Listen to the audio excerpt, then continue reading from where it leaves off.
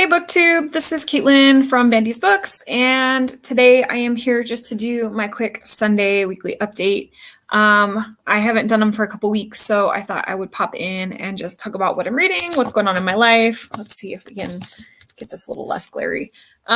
So here we are. It's going to be a relatively short update today because I'm actually about to leave on a backpacking trip within the next hour. I am going to be backpacking with a friend of mine out to some hot springs that are just across the border from Nevada in Arizona.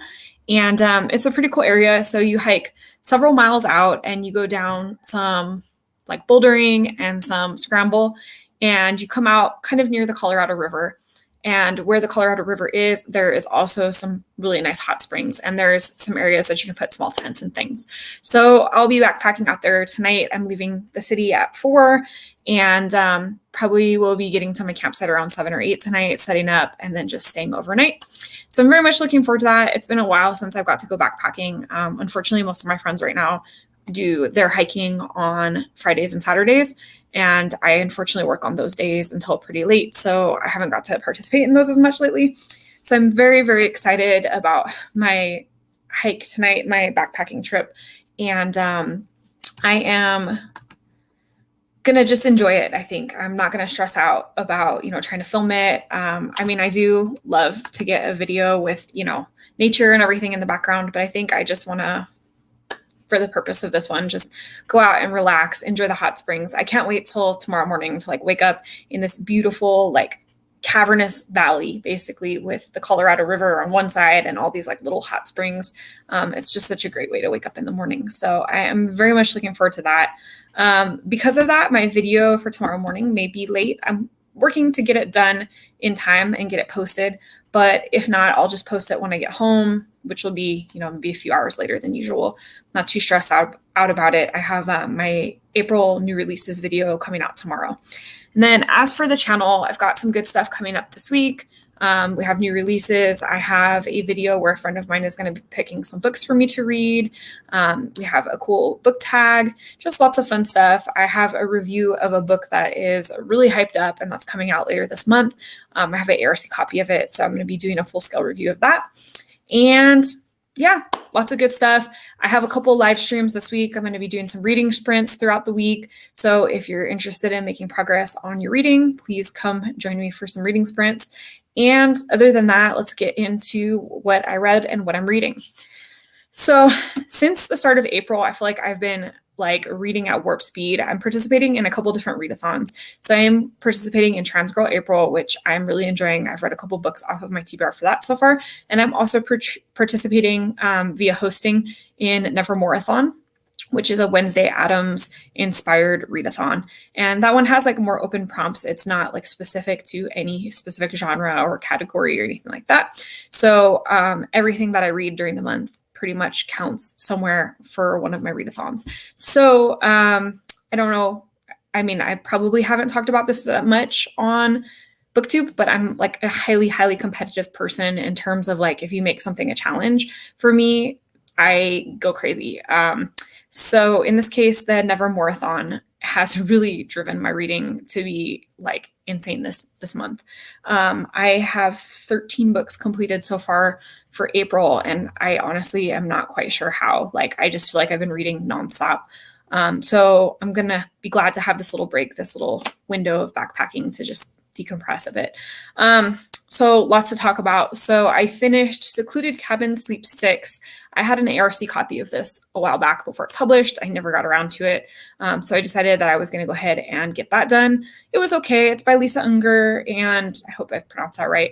It was just kind of a standard thriller, nothing really special, a lot of misdirects and red herrings to try to make you look in the wrong direction. And I felt like the plot of it was a little bit implausible. It wasn't horrible, but just for me, it was kind of just me, a 3-star read. And then I read Notes on an Execution by Danya Kafka. This was a book I was really looking forward to. It was on my TBR last month. I didn't get to it, so I made sure to prioritize it. It was the second thing that I read this month, and it was really good. It definitely lives up to the hype that I had heard about it.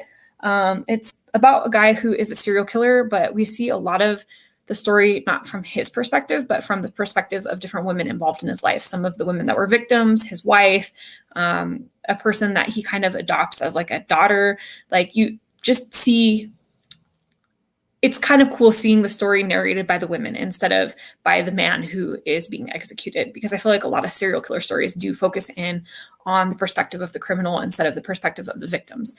So I really liked this about this. I thought that overall the story was really interesting. I thought the psychology that was in it was really interesting. If you haven't read it, I definitely would recommend it. It is a bit gruesome. There is definitely domestic abuse, obviously murder, violence, sexual violence, kidnapping, things like that. So I mean, if you're sensitive to those things, don't read them. But I thought this was a pretty good book. And I felt like the violence and things that occur into it or that occur in it were not gratuitous. They were like, they made sense within the story. Obviously, we're reading about a serial killer, so you would expect that there's going to be some kind of violence or murder, things like that.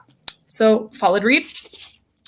And then I read She is a Haunting. I hadn't planned necessarily to read that this month. I had requested it off of the Libby app, and it came through much earlier than anticipated.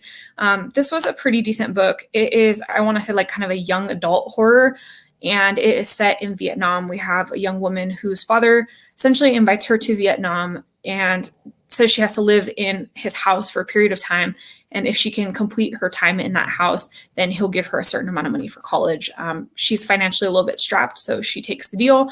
And this house turns out to be really creepy. There is a haunting going on. She seems to be the only person that is aware of this haunting. So it is, I don't know, it was good. It was not as good as like Mexican Gothic, the Hacienda, White Horse, but it was kind of in a similar vein. So if you liked some of those books, you might enjoy this one as well. And then I read Pond, which was by Claire Louise Bennett, I want to say. During Readathon, I found this author and I found some of her other books. And then because of that, I spiraled down like a little rabbit hole and found Pond. And it is a pretty short book, and I hated it. It was honestly just about nothing but this really pretentious woman and all her thoughts. It was kind of stream of consciousness. It's a lot of just her thinking about just generic things throughout the day. There was really absolutely no plot, and I found really no purpose in getting through this woman's thoughts. If the book had been any longer than it had been, I probably would have DNF'd, but because it was so short, I was just like, I kept waiting for it to for all these meandering thoughts to become purposeful. And then by the time that I realized it wasn't going to become purposeful, I was like, there's only a little bit left. I might as well finish it off. But yeah, not one that I would recommend. I also read House of Cotton. This one is publishing this month sometime, and I had an ARC through NetGalley. This was just so for me, kind of a weird novel. I feel like people are going to either love this or hate it. I don't think there's going to be a lot of really in between feelings on this one.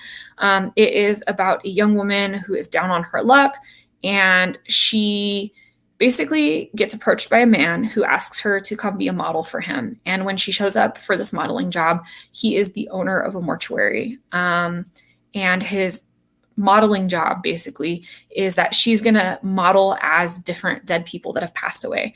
So what ends up happening is he receives requests from families who have tragically lost loved ones where they didn't get a chance to say goodbye. So if your family member died overseas or died in a way where there was no body for you to bury, he would have her pose as that person and model as that person and then make pictures or videos or things for you. It is a really interesting concept, but it gets really dark. We have a main character who is in an unhealthy place. She has been working as a sex worker, and she has a lot of residual trauma from her profession and for her upbringing and from poverty and all of that.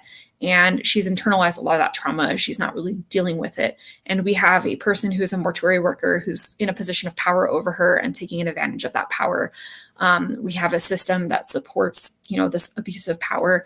And it was an uncomfortable read. I think it says important things about power structures and race and politics, socioeconomics, all of that. But I think for me, it felt like the messaging got lost a lot within this really creepy, crazy plot. And some of the stuff felt like it was just there for shock value. So this one was a miss for me. I think it could be a hit for other people. It just wasn't my type of book. And then I read A House of Good Bones by T. Kingfisher. I have a full-scale review of that up in my review playlist or you can just look through my videos. It was only from Friday. So if you're interested in a full review of House with Good Bones by Kingfisher, you can find that one. I did enjoy it. I thought it was pretty solid. Definitely a likable enough book. So if you enjoy gothic humor, gothic horror, not humor. If you enjoy gothic horror with a touch of humor, a little bit of Southern flair, then you'll likely like A House with Good Bones. I did read Hell Followed With Us by Andrew Joseph White. This was on my TBR for Trans Girl April, and I really enjoyed this. It was a bit different than I thought, but not necessarily in a bad way. It is a dystopian fic. It involves a plague that has wiped out a large percentage of the population, and the remainder of the population is divided between extremely religious people and non-religious people for the most part. I mean, that's the most simplistic explanation. And the extremely religious people are actually trying to further damage the population. They're trying to wipe out anyone that is a non-believer. And they're doing so by trying to spread this really vicious plague. So it is a pretty brutal book. There is a lot of violence. There is a lot of gore. There is a lot of detailed description of gore, a lot of body horror, body dysmorphia. There are definitely issues of homophobia and transphobia. And this book touches on so many different topics. I thought that this was definitely a very jarring dystopia. I felt thoroughly engrossed, but also thoroughly horrified and shocked and creeped out. I remember kind of having a similar feeling when I read The Handmaid's Tale for the first time, The School for Good Mothers. It has that really that gut punch that a good dystopia should. I think for me, I could have done with a little bit less gore. Personally, I'm not a super big gory reader, but I thought that the overall concept of the book and our main character was very compelling. I thought, so the book is told through the eyes of a 16-year-old trans boy, and he is coming to terms with his identity. He was in a religious cult and was forced to basically live as a girl, even though he is a boy. And so he's escaped the cult and he is expressing his identity for the first time and getting to explore who he is and live life freely and by his own terms. So I really appreciated that part of the story in particular. It was, I think, good to be centered through the eyes of this boy and see his perspective on all the things that are happening around him. So if you're okay with violence and gore and you like a good dystopia fic, you would probably like this one. After that, I read both Gilded and Cursed by Marissa Meyer. I think Marissa Meyer, yeah. So I only read this because I had somehow ended up with an ARC copy of Cursed, which is the second book in the series, even though I never read the first one. So I was like, well, I don't really want to read the second book in the series without having read the first one. So I just binged them both. This is a retelling of the Rumpelstiltskin tale. It was okay. I feel like this was probably a little more YA, but oddly very violent and torturous for somebody that would be a YA reader, I guess. So I'm not sure. I'm kind of stuck in between. I didn't feel like it was quite mature enough in terms of emotional complexity for an adult reader, but I felt like it was maybe too mature in terms of violence and torture and gaslighting and manipulation and things for maybe a younger reader. So I'm just not sure where this really fits. It was okay. I mean, I got through both books. I didn't DNF either one. There was some interesting parts. I liked how Rumpelstiltskin in this case is reimagined as the hero of the story. And I thought that our female main character had moments of wow, she's strong, but they were interspersed with moments where she was also completely useless. So I don't know. It was inconsistent. It was probably a bit too long. I think it could have been just one book instead of a duology. I think she could have probably cut, 200 pages out of the second book and then just stuck that other 150 pages or so onto the first book and just made one really long book and called it a day. And it would have probably been better for it. I would say that for me, both books were about 3 stars. So if you're really into fairy tale retellings, if you liked, I don't even want to compare it to Cinder because I like the Cinder series a lot better than I like this one. But if you like fairy tale retellings and you want some easy reading, then this one might be a good series. And other than that, I am just working on finishing up In the Lives of Puppets by TJ Klune. I'm going to be doing a full-scale review of that on Friday. That drops later this month, I believe on the 28th. And I'm enjoying that so far. It did take me a while to get into it. It was a little bit of a complex setup compared to some of his books in the past, which is totally okay. I mean, I'm not criticizing that at all, but I did notice it took me a little bit of time to get into it. Now that I'm further into the story though, I am enjoying it. I am starting to see that like found family thing that TJ Klune is so good at writing. And it is a nice, like fuzzy, positive break from some of the darker stuff that I've read this month. And then I also am working on The Storied Life of A.J. Fikry. I'm just about finished with this as well. This is by Gabrielle Zevin, and I'm using this book as a second chance author, or to fill the second chance author prompt on Nevermoreathon. I read Tomorrow and Tomorrow and Tomorrow a while back. You know, that book's got all the hype. Everyone loves it. It's supposed to be like millennial. You know, it's supposed to speak really deeply to millennials because of all of the millennial messaging. I am myself a millennial, and I feel like I definitely grew up in the era that that book was written in.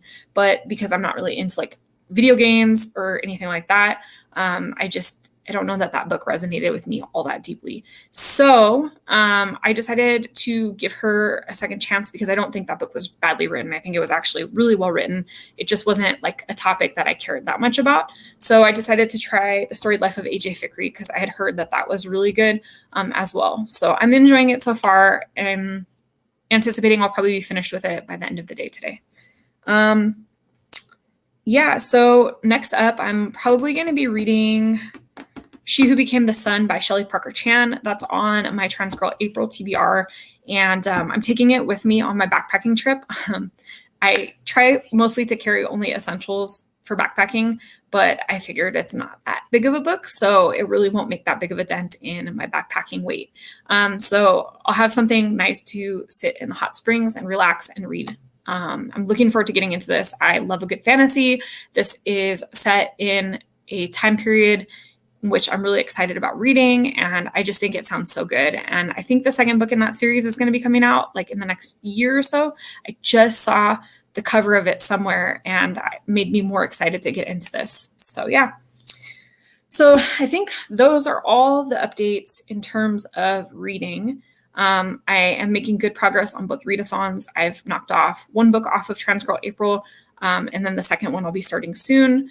I have knocked off quite a few prompts on Nevermoreathon. I'm having a lot of fun with both TBRs.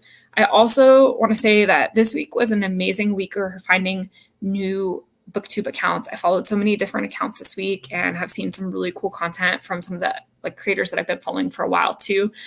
So way to go, guys. Like great content this week.